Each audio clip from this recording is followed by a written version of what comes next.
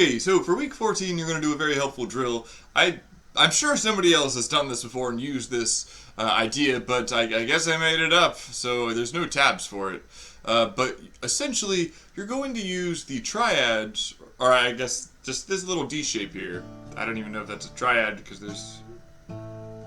Yeah, triad. There's 3 different notes here. You use this triad, and you're going to be able to move it all over the neck to help you navigate around. Now, you could use this same exact technique with the E chord, with the A chord, or with rather those shapes, and you're going to need to know the 12 keys and then the major scale to do this. And along with the major scale and those 12 keys, you're going to need to know what notes of, or what keys of the major scale are major and what keys of the major scale are minor. Typically it goes the first, if you're in the major scale, is going to be a major, obviously, and then the second is going to be a minor, along with the third. The fourth and the fifth are both major, and then the sixth is minor, and then the seventh is diminished, but you could also play a minor and it sounds pretty good.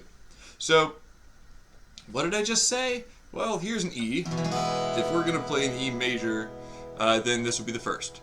The second would be the F sharp. That would be minor. Along with the third, which would be the G sharp. So G sharp minor is the third of the E major scale. And then we have A, which is major, and then B, which is major, and then we have the minor, and then we have a minor, and then we could just play a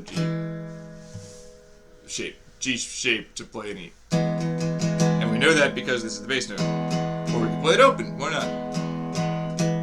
not? So we could use this idea with the D chord as well. So if you know the D chord is this, and you know the minor is that, so we're going to use those 2 shapes, and that is all. And then we're going to take this shape all over here. So here's the D. Now the next note up that's in the D major scale is the E. It is the second, so it will be minor. So let's see if we can do that. Wonderful. And for this particular instance, you can play the E as the bass note. Now, we need to go up 2 again in the minor. Wonderful. Now, so if we're in D, the next thing's, the fourth of the D is the G, and the A would be the fifth.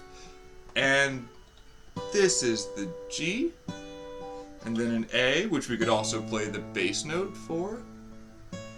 And then it would probably sound best if we just resolved and went up to the D, like that. Wonderful. Now let's say we want to descend downward. So we're all the way up here. Let's see if we could just take it down 1, make it minor. And then this doesn't really sound very good. It's supposed to be a diminished chord. You probably don't want to stay here long, so down 2. And we're in B minor. I know that because I'm in a B minor, I'm in a chord shape that's a minor, and then the note here, the last note on the right, like closest to the hole, is that's the note you're on. And I know that the 12 is the octave of the B string, so this is a B. Wonderful. B minor. So that means wherever that note is, whatever note is held down there, is going to be the key you're in. So if you know the keys of the B string and what fret is what key, you will immediately know what chord you're playing. So I know that this is the D because it's the octave of the D chord. Wonderful. So that's just kind of helpful. B, and then you want to go back down to the A, which is major, and then G, and then D.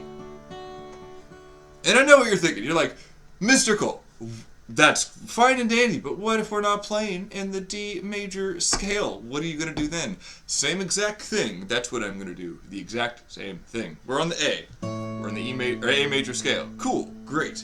Now, what did we do last time? If we wanted to go descend, there's the diminished, which is just a minor. Go over to ba ba, which I believe is the F sharp minor. because this is an F sharp, and then the E major, because that's the fifth of the A, and then D. Wonderful, and then A. Cool. Now let's see what we can do with it.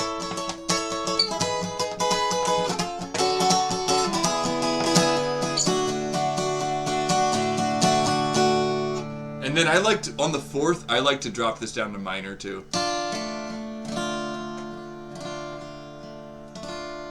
And then we could resolve back on the A.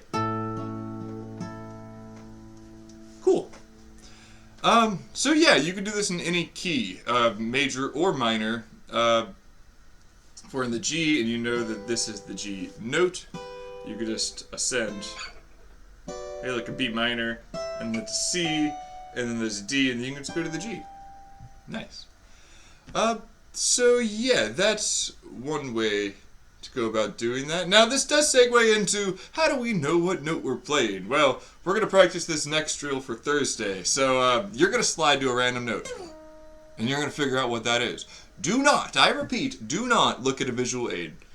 Just figure it out based on your knowledge of the fretboard already. Now, you could use what I would call anchor points, so I know that open is an E on the E string, because that makes sense, and this is an octave here on the 12. So I could count backwards, and if I know the 12 notes, here's an E, D sharp, D, and then C sharp, C. So let's say I was looking for the A, I could go there.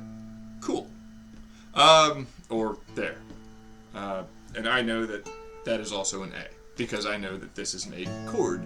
And this does just kind of like Swiss cheese together, and eventually the holes get smaller, and then you're a slice of provolone.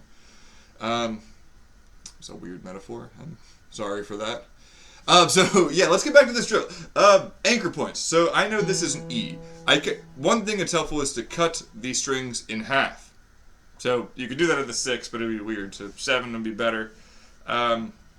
So what is this? Well, that's a B, because it's half of the E string, and half of the A string is an E. And then let's see, what's a G? I don't actually know this. Is that a D? It's an A. It's an A. And another thing you could do is also understanding how to tune like this, like 5, like that. So if you know this isn't like an A sharp, that's also an A sharp. That's one way to do it. Another thing is knowing that your note oftentimes is down 2 strings and then over 2 frets. So like this. So that would be a D.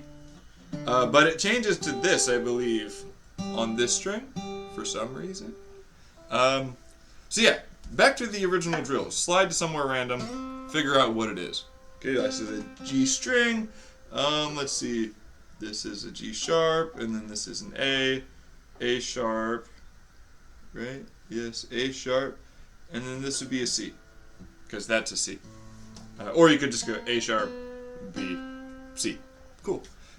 Slide to random position on every string. This is a D, so this is a C. Cool. This is a G, this is an A. Wait, no, I'm sorry. This is a G, so this is backwards. This would be F, and then E, and then this is a D sharp. Yeah. So yeah, just kind of, this forces you to walk through and like figure out, and then eventually, after you do this for a little bit, you will be able to decipher the fretboard more effectively.